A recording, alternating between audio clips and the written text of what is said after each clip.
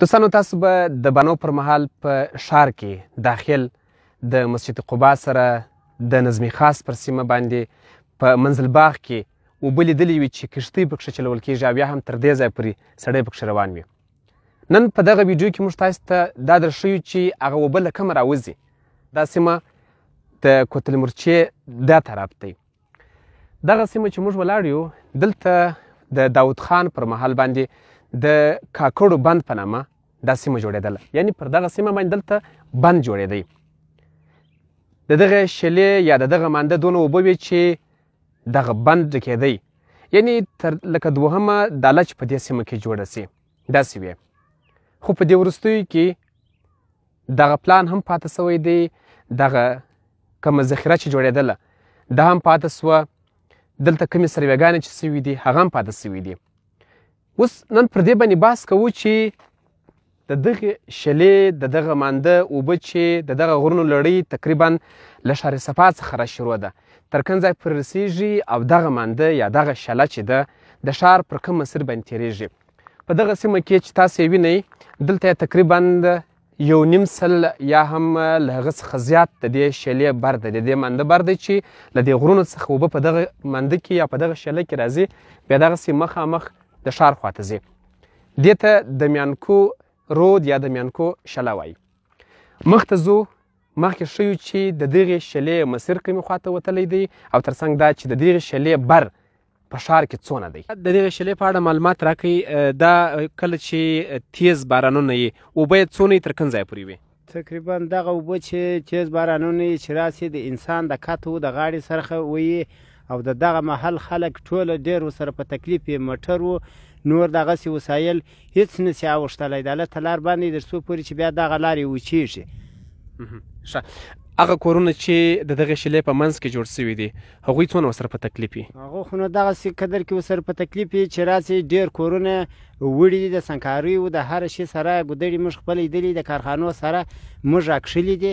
ستا خلاص بیا پر ژیو پر دغو باندې غورځوو د دغه اندازې پورې اخواته اوبه زور کوي لاندې. نو چې دلته په دغه سیمه کې داسې کیسه ده چې د شلې بر تقریبا 100 متره دی یا له هغه څخه زیات دی. ستاسې په نظر د ښار په خوا کې به څونه تلفات پېښ شوي دغه شله؟ د ښار په منطقه کې در دې منطقې ډېر غټ تلفات رسوي، دلته لا دونه نه رسوي، لار بنده کې او دغه وی کې ښار ته چې مخ شي اوبه شوا ولاړې سي ګرده جمله سي بیا ډېر تاوانونه رسوي، ډېر غټ ضرر رسوي. دا د کوتل مرچې سیمه ده، یعنی 12مه حوزه ده. دا هماغه شله ده چې را روانه ده. تاسې د دې شلې حریم ته وګورئ، نس ته وګورئ څونه ده. دلته بر تقریبا 100 متره دی، خو په دې ځای کې هم د شلې په منځ کې دا د کورونه جوړ سوي دي. د شلې په منځ کې کورونه جوړ سوي دي. کله چې رود راځي دغسې کورونه ده چې هغه د شلې په منځ کې هغوی ته زیانونه اوړي. دې خواته د همدې شلې بر چې له دې خوا څخه تر دې ځای پورې کېږي تقریبا 200 متره ته رسېږي، خو بیا هم دې طرف ته او دې طرف ته ودانۍ ورته جوړې سوي دي او په ځینو سیمو کې کار روان دی، کار شروع دی. دې طرف ته هم دا دی تاسو وینئ چې تقریبا د شلې منځ دی، د شلې په منځ کې ودانۍ جوړې سوي دي او داسې خو نو دا سیمه چې د سیده بره ښار ته داخلیږي، ښار ته دې خواته ځي، یعنی 12مه ناحیه ده، دا اوبه پسې ځي دغسې پر 14مه ناحیه یې پر 14مه حوزې باندې دا اوبه وځي. مخته که تاسو وینئ د شلې په منځ کې هلته هم اوس هم کار شروع دی. یو خو دا ده چې دلته په دې سیمه کې د شلې په منځ کې کورونه جوړ سوي دي. دا چې څنګه جوړ سوي دي، چا اجازه ورکړې پر دې نه غږېږو، خو چې کله رود راځي دغو کورونو ته سخت زیان اړوي.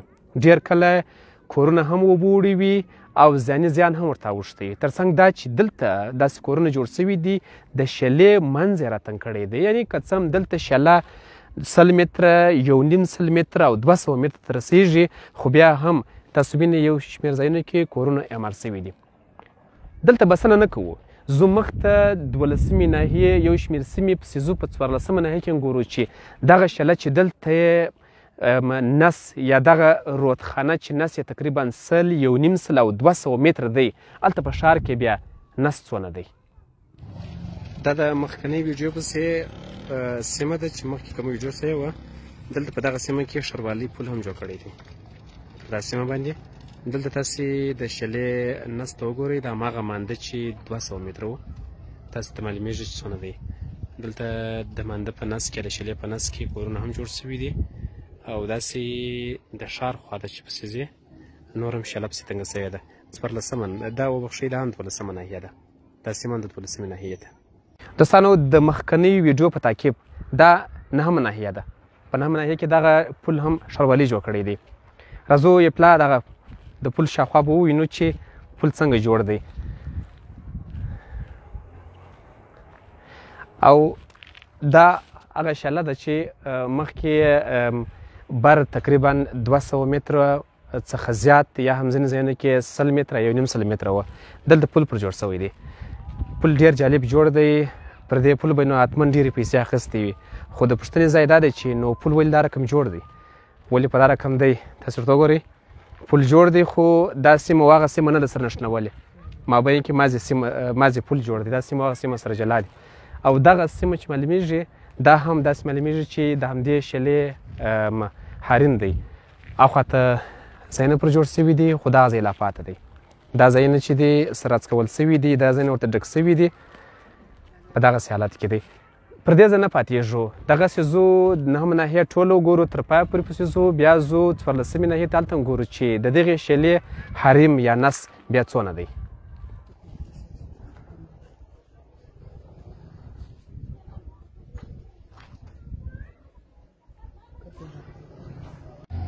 دا د 14 ناحیې پورې مربوط سیمه ده. دغه د لالا مخون کلی چې ورته وایي. نه پوهېږم چې ښاروال صاحب رفیع حیات، نه رښتیا د کندهار پوهنتون استاز انجینر رفیع حیات به دا پل د څه لپاره جوړ کړی، ځکه د موټران خو نه پر ځایېږي او پیاده رو ته هم اړتیا نشته په دې ځای کې. دا دغه سیمه ده، تاسې پل ته وګورئ، نو پر دې به څونه پیسې ورکړي. او دلته مخامخ د خلک چې روان دي، د هماغه 200 متره شلې منځ دی. هلته چې بر 200 متره و، دلته دغه مکمل بر دی. شنو د 200 متره شلې یا د 100 متره شلې اوبه په دا ځای کې څنګه ایستل کېږي؟ اصلي موضوع دې خواته ده. راتلونکي ویډیو به مخ ته موږ وکړو، ځای به در وښیو چې موضوع څه ده. دا د پاکو اوبه منده دی. دا هم 14 ناحیه ده. د اجابشت جامع څنګ ځای دی. د دغه مانده منځ 6 متره دی. په اسنادو کې هغه طرف ته هم 3 متره حریم لري، دې طرف ته هم 3 متره حریم لري. یعنې دا مانده باید 12 متره وي. دلته تاسو وینئ د مانده برخه ډېر کم دی، ډېر لږ دی. حریم لري لا نه، حریم وړل شوی دی. او مخامخ کورونه چې دي، دغه مخامخ دروازه چې معلومیږي، دا هم د شلې په منځ کې، د شلې په حریم کې جوړ دی. څنګه ته وګورو هغه کوچنی پل معلومیږي، هغه لویشتکی پل چې مخکې په مخکنۍ ویډیو کې ما یادونه وکړه، هماغه پل دی. دلته چې کوم د شلې منځ دی، تاسو وګورئ ودانۍ پکښې جوړې شوي دي. راځو دې طرف ته. پر دې طرف باندې هماغه شله ده، د شلې دپاره دغه ځای جوړ شوی دی، دغه سړک ورته جوړ شوی دی. اوس اصلي موضوع دا ده چې هلته خو تاسو وکتله چې شله شاوخوا 200 متره وه، په ځینو سیمو کې 1.5 متره وه، په ځینو سیمو کې 100 متره وه. او چې دې خواته پسې رالو چې 9 ناحیې ته پسې داخل سو، د شلې بر بیخي 10 متره ته راغلی یا 12 متره ته راورسېدی. په دې سیمه کې دغه کونج تاسو وینئ، دا کونج دا ښکاري چې شوې ده. د دغه ځای څخه وروسته نور شله غیب ده، شله نور بنده ده، شله ورکه ده. یوازې دغه مانده ورې ښکاري. دغه 12 متره مانده چې 6 متره حریم منځ دی، 3 متره دا طرف، 3 متره طرف یې حریم دی، یوازې دغه هلته ښکاري. کله چې دلته سیلابونه راسي، تاسو شاهدان یاست چې په دې ځای کې اوبه د دې کور خواته چندانې نه ځي، پر دغه سړک باندې اوبه ماتې وي، پر عام سړک باندې. تاسو هر کال شاهدان یاست چې په دې سیمه کې لسګونه کورونه اوبه وړي وي، اوبه یې یوسي، کوچنیان یې وړي دي، لویان یې وړي دي، یعنې ځاني و مالي دواړه زیانونه اړولي دي. د هغه 200 متره شلې اوبه دلته په دغه 5 متره 6 متره ځای کې ایستل کېږي. دا لا هم بسنه نه کوي. مخته ځو چې دغه د 200 متره د میانکو د شلې اوبه د ښار پر کومو برخو متیږي او هلته مخته په 2 متره ځای کې ایستل کېږي. په دې سیمه کې نور شله ورکه ده، یوازې مانده پاتې دی. دغه مانده دی چې د کورو په منځ کې کج وج کوږ وږ تېر کړل شوی دی. انجینران وایي چې د دوی د قانون له مخې باید پر هرو 100 مترو 2 سانتي کوږوالی ولري، خو دلته یو مخ ځای پر ځای بارات دغه مانده کټ کړی شوی وي د دغه سیلاب دغه ټولې اوبه په دغسې مانده کې ایستل کېږي. دلته هماغه مانده دی چې هغه شلخ ورکه شوه. دا مانده داسې کړی دی، داسې کوږ وږ دی، داسې یو دم کوږ دی، یعنې که د سیلاب اوبه دغسې راسي داسې په مانده کې نه کاټېږي، دغسې پر دغه خوا باندې پر دغه سړک باندې روانېږي، سیده روانېږي. زه شاهد یم د دغه وخت، زه ورته راغلی یم چې دغه سړک تر پایه پورې د اوبو ډک څوک نه شي راوښتلی. دا 14مه ناحیه ده. دغه سیمې ته د میرویس نیکه د لیسې شا سیمه ویل کېږي او دا د محمد افضل خان کور ده. په دې سیمه کې دلته تاسو وینئ چې ټول تقریبا 2.5 متره ځای دی، فرض کړه دا 3 متره ځای دی. هغه د میانکو د شلې د 200 متره ځای اوبه یا د 100 متره ځای اوبه چې سیلاب دی هغه په دغه ځای کې ایستل کېږي، په دغه ځای کې ایستل کېږي. مخته تاسو وکتله چې څونه سیمې وې، څونه د شلې منځ یا حریم له منځه وړل شوی و. په اسنادو کې دغه شله چې له میانکو څخه را روانه ده دا 15 متره شله ده، 15 متره یې دا طرف حریم دی، 15 متره یې دا طرف حریم دی. تاسو د اجابش د جامع سره ولیدله چې هلته بیا مانده هم ورسره و. دا مانده بیا د لوی ولې یا د ظاهرشاهي کانال څخه خلاصېږي، راماتېږي. هغه بیا د مانده منځ چې دی هغه 6 متره دی، 3 متره یې دا طرف حریم دی، 3 متره یې دا طرف حریم دی. خو د اجابش د جامع مخ ته مانده ستا شله غیب شوه. اوس دلته هماغه 12 متره مانده لا نه دی پاته، یعنې 45 متره شله خو پر لویه لا پرېږده، مانده هم نه دی پاته. هغه مانده چې باید 12 متره وای دغه یې اندازه ده. دغه ځای د تاسې وګورئ، دې خواته نور هم پسې تنګ شوی دی مانده، دې خواته نور هم مانده پسې کوچنی دی. دا موضوع ما 14 میاشتې څېړلې ده، 14 میاشتې ما پر دې موضوع کار کړی دی. له مخکني والي حیات سره غږېدلی یم، له مخکني ښاروال سره مې بحث پر کړی دی، له دستګیري سره مې بحث پر کړی دی، له فیصل سره مې بحث پر کړی دی، تر څنګ له ښاروال سره مې بحث پر کړی دی، د ښاروالۍ له نورو مسؤلینو سره مې بحث پر کړی دی. 14 میاشتې ما دا موضوع څېړلې ده، پر دې باندې ما دغونه اسناد راټول کړي دي. اوس هم زما کار روان دی چې تاسو هر مهال له سیلابي اوبو څخه زیان لیدلی وي. زیان همدغه دی چې 200 متره شله یا په بل حساب 45 متره شله چې په اسنادو ثابته ده غلا سوې ده، غصب سوې ده، کوټیانې پر جوړې سوي دي. دا همهغه 45 متره سیلابي اوبو شلې څخه دغه ځای پاته دی. یعنې مسؤلین، د کندهار ښار مسؤلین، د کندهار ښار مخور، د کندهار ښار مشران، بل هغوی د دغه 45 متره شیلې اوبه په دغه 2 متره ځای کې پاسوي. پاسېږي نه، هغه نو د مسجد قبا سره د نظمي خاص پر سړک دغسې اخواته دې خواته لسګونه کورونه یې په مخه کړي وي چې هغوی کله کله د سر زیان هم لرلی وي. څو کاله وړاندې زه شاهد یم 2 کوره اوبو یوړله او تر څنګ 14 کسان پکښې ووژل شول. د دغو 14 کسانو جواب څوک وایي؟